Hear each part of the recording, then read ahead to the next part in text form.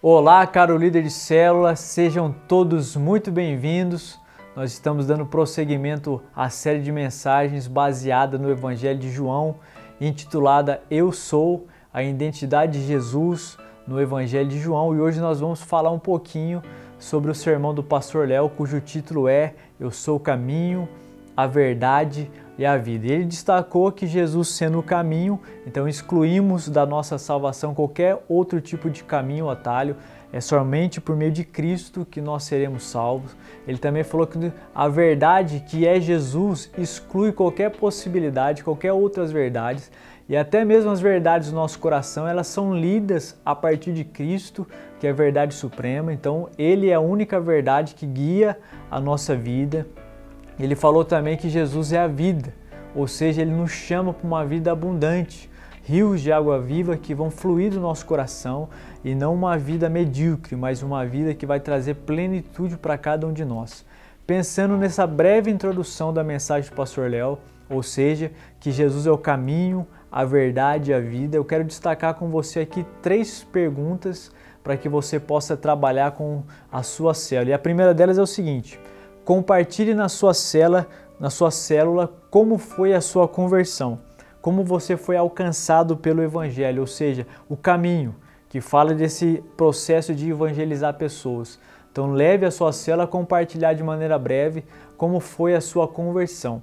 Às vezes a gente tem aquela ideia que aquelas conversões que são mais impactantes, né? Alguém que viveu no submundo do pecado, que era viciado em muitas coisas, e às vezes tem na sua célula também aquelas pessoas que nasceram num lar cristão. Então ambas as conversões são importantes, a gente tem que destacar as duas como importantes. Por quê?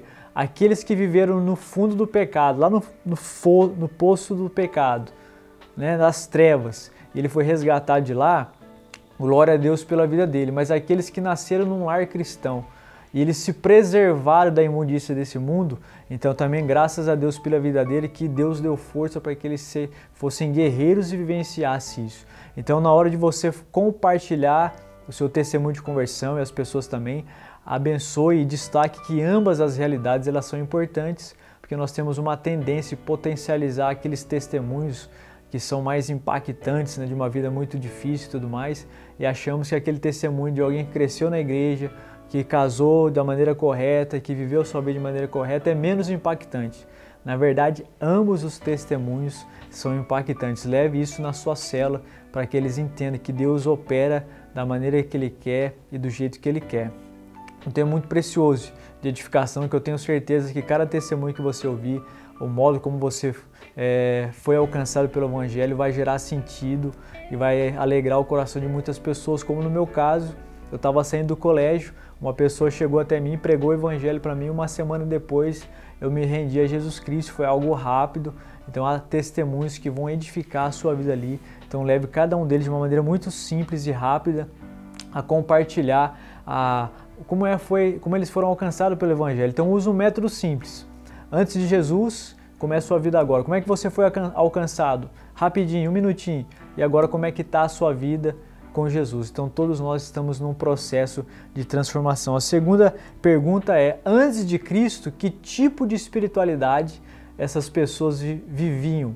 Por exemplo, você pode falar na sua célula: alguém aqui, não quero constranger ninguém, mas alguém aqui antes de se tornar um cristão andava com um trevo de 4 folhas achando que ia ter dinheiro no bolso, e o trevo de 4 folhas secou e você nunca teve dinheiro?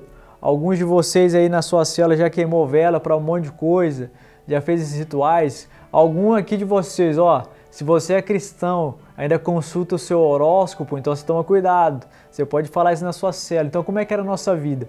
Que tipo de espiritualidade nós vivíamos sem conhecer Jesus? É a espiritualidade do horóscopo, que os signos definem a nossa vida, do trevo de 4 folhas, da pedra não sei o que lá, pedra branca, preta, tantas outras coisas. Então leve as pessoas da sua célula a compartilhar como era a vida deles nessa espiritualidade, que é uma falsa espiritualidade. E depois você vai apresentar para eles os sinais da verdadeira espiritualidade proposta por Jesus. A primeira característica dessa espiritualidade proposta por Jesus é que ela transforma o nosso coração, tirando de dentro de nós toda essa religiosidade que nós carregávamos antes de sermos cristãos. Então, o primeiro aspecto, a transformação, Jesus transforma o nosso coração. O segundo aspecto, Jesus transforma a nossa maneira de ver as coisas. Então nós não depositamos mais a nossa confiança em horóscopo, mas no Deus que é acima de todos os deuses.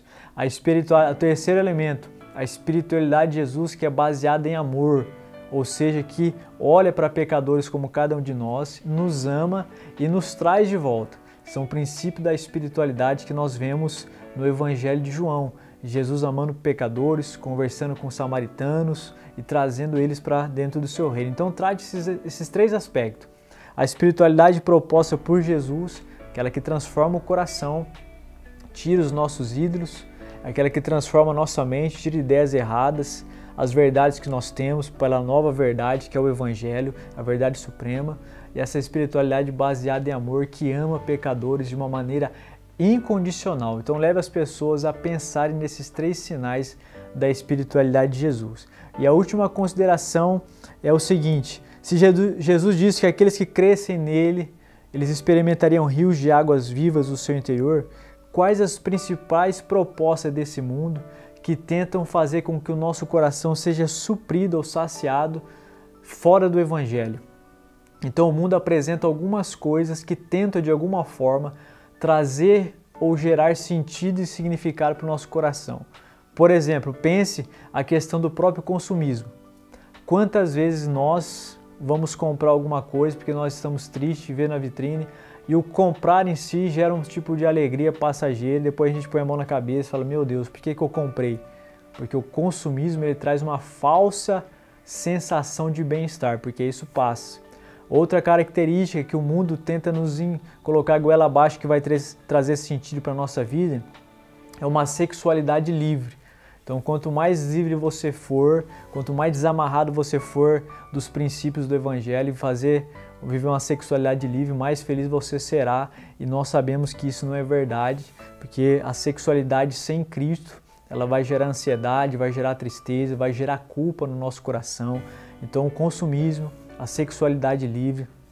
O terceiro elemento que o mundo oferece para nós é o seguinte: viva em prol do dinheiro e se sacrifique por causa dele, que quanto mais dinheiro você tiver, mais feliz você será e mais saciado você vai ser.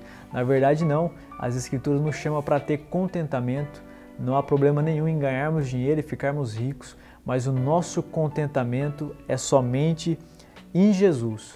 Então esses são três elementos que o sistema desse mundo oferece para cada um de nós aqui. Então eu queria que depois que você colocasse esses três elementos, que você levasse a sua célula a pensar o seguinte: o que nós estamos buscando nesse momento para preencher o vazio do nosso coração? Às vezes há pessoas na sua célula que não estão presas nesses vazios, nem na sexualidade livre, nem no consumismo, nem no dinheiro. Mas às vezes, e você não deve constranger ninguém, alguém ali na sua célula deve estar preso a um tipo de relacionamento amoroso, achando que encontrar um par amoroso, um namoro ou casar vai resolver todos os problemas da sua vida. Então, às vezes alguém está tentando nessa busca, como a samaritana, citada pelo pastor Léo, Jesus ora para ela e fala assim: olha, não é o namorado que você precisa, nem o marido, você precisa de mim, a verdade, a vida, e que do seu coração vai fluir rios maravilhosos, rios de água viva. Então, quais são os vazios que as pessoas da nossa célula estão experimentando aqui agora? Às vezes você vai encontrar na sua célula aquela pessoa que está tentando encontrar sentido nas ideologias. Ele é aquele ferrenho defensor político da causa.